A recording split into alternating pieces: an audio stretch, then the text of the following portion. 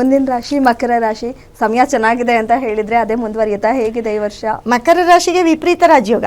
ಸಮಯ ಚೆನ್ನಾಗಿರೋದಿರ್ಲಿ, ರಾಜಯೋಗ, ವಿಪರೀತ ರಾಜಯೋಗ, ರಾಹು ಕೇತು ಶುಕ್ರ ಬುಧ ಎಲ್ಲ ಗ್ರಹಗಳು ಕೂಡ ನಿಮಗೆ ತುಂಬ ಸಪೋರ್ಟ್ ಮಾಡ್ತವೆ. ಯಾಕಂದರೆ ಇಲ್ಲಿಂದ ಆಚೆ ನಿಮಗೆ ತುಂಬ ಒಳ್ಳೊಳ್ಳೆ ಜಾಗದಲ್ಲಿ ಸಿಗ್ತಾರೆ. ಮತ್ತು ಇವಾಗ ನೋಡಿ, ಮಕರ ರಾಶಿ ದರ್ಶನ್ ಆಗಿರ್ಬೋದು, ಪ್ರಜ್ವಲ್ ರೇವಣ್ಣ ಇವರೆಲ್ಲ ಮಕರ ರಾಶಿಯವರೇ ಆಗಿರ್ತಾರೆ. ಸುದೀಪ್ ಅವರು ಕೂಡ ಮಕರ ರಾಶಿಯವರಾಗಿರ್ತಾರೆ. ಇವರಿಗೆಲ್ಲ ಒಂದು ಯೋಗದ ಟೈಮು. ಅವರು ಕೂಡ 6ನೇ ತಿಂಗಳ ನಂತರ ರಿಲೀಸ್ ಆಗ್ಬೋದು, ಹೇಳೋಕ್ಕಾಗಲ್ಲ. ಯಾಕಂದರೆ ಒಳ್ಳೆ ಟೈಮ್ ಬಂದಿರೋದ್ರಿಂದ ಖಂಡಿತ ಹೇಳ್ತೀನಿ, ಮಕರ ರಾಶಿಯವ್ರಿಗೆಲ್ಲರಿಗೂ ಸೂಪರ್ ಡೂಪರ್ ಬಂಪರ್ ಅಂತ ಹೇಳ್ಬೋದು. ಸೊ ಮಕರ ರಾಶಿಯವರು ನೋಡಿ, ತಿರ್ಚಂದೂರು ಟೆಂಪಲ್ನ ವಿಸಿಟ್ ಮಾಡಿದ್ರೆ ತುಂಬ ಒಳ್ಳೆಯದಾಗುತ್ತೆ. ಮಕರ ರಾಶಿಯವರು ಇವಾಗ ದರ್ಶನ್ ಅವರು ಅವರೆಲ್ಲ ಮನೇಲಿ ಇಲ್ಲ, ಬಟ್ ಅವ್ರ ಮನೆಯವರು ಬಹಳ ದಾನ ಧರ್ಮ ಮಾಡಬೇಕು. ದಾನ ಧರ್ಮ ಮಾಡಿದ್ರೆ ಈ ವರ್ಷ ಎಲ್ಲೋ ನಿಮಗೆ, ನಿಮ್ಮ ಮನೆಯವ್ರಿಗೆ ತುಂಬ ಒಳ್ಳೇದಾಗ್ತಾ ಬರುತ್ತೆ. ಕಷ್ಟ ಅಂತ ಕೈ ಕಟ್ಕೊಂಡು ಕೂತ್ಕೋಬೇಡಿ. ಮಕರ ರಾಶಿಯವ್ರ ಮನೇಲಿ ನಿಮಗೆ ತುಂಬ ಒಳ್ಳೆ ಟೈಮು, ಮಕರ ರಾಶಿಯವ್ರಿಗೆ ಒಳ್ಳೆ ಟೈಮ್ ಬಂದಿದೆ, ಅದನ್ನು ಯುಟಿಲೈಸ್ ಮಾಡ್ಕೊಳ್ಳಿ.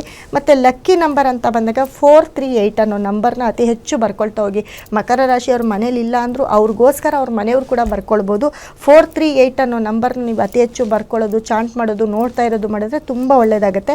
ಮತ್ತು ಲಕ್ಕಿ ಕಲರ್ ಅಂತ ಬಂದಾಗ ಯೆಲ್ಲೋ ಮತ್ತು ಬ್ಲ್ಯಾಕು, ಗೋಧಿ ಬಣ್ಣ ಅಂದರೆ ಗೋಲ್ಡ್ ಕಲರು, ಇದನ್ನು ಯೂಸ್ ಮಾಡಿದಾಗ ಖಂಡಿತ ನಿಮಗೆ ಒಳ್ಳೆಯದಾಗತ್ತೆ. ಓಕೆ.